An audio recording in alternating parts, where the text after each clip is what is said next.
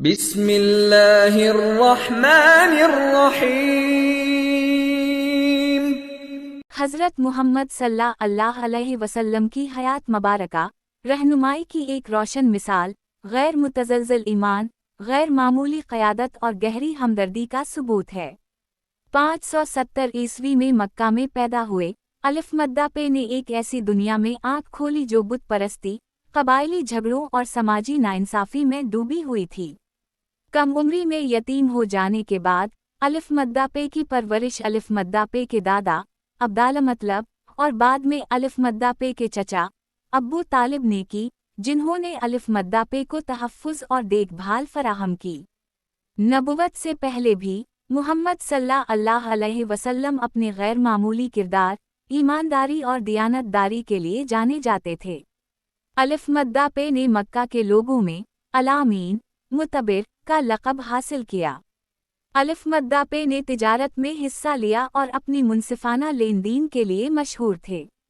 25 سال کی عمر میں الف مدہ پہ نے خدیجہ سے شادی کی، جو ایک معزز اور دولت مند کاروباری خاتون تھیں اور جو الف مدہ پہ کی ثابت قدم حامی اور الف مدہ پہ کے پیغام پر ایمان لانے والی پہلی فرد بنے۔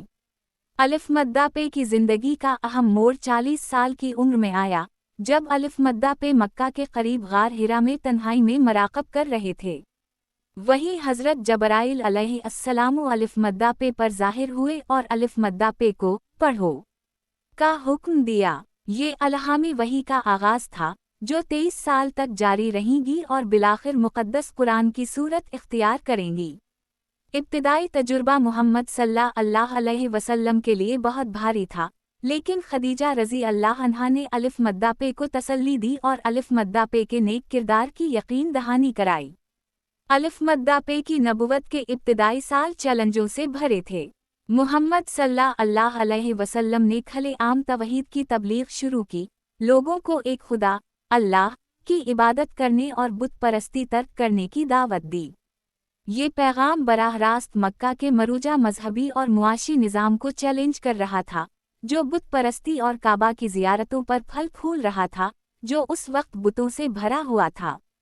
طاقتور قریش قبیلہ، جس کا مکہ میں اثر و رسوخ تھا، نے الف مدہ پہ اور الف مدہ پہ کے پیروکاروں کی سخت مخالفت کی۔ ابتدائی مسلمانوں کو شدید ظلم و ستم، تشدد اور سماجی بائیکاٹ کا سامنا کرنا پڑا۔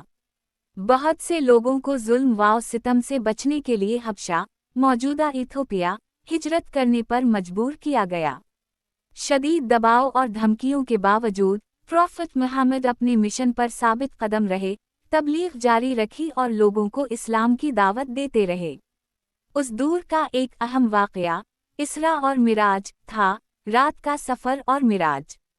ایک معجزاتی سفر میں الف مدہ پہ کو مکہ سے یروشلم اسراء لے جایا گیا اور پھر آسمانوں کے ذریعے اوپر معراج لے جایا گیا، جہاں الف مدہ پہ نے پہلے کے انبیاء سے ملاقات کی اور الہی نشانیاں دکھائی گئیں۔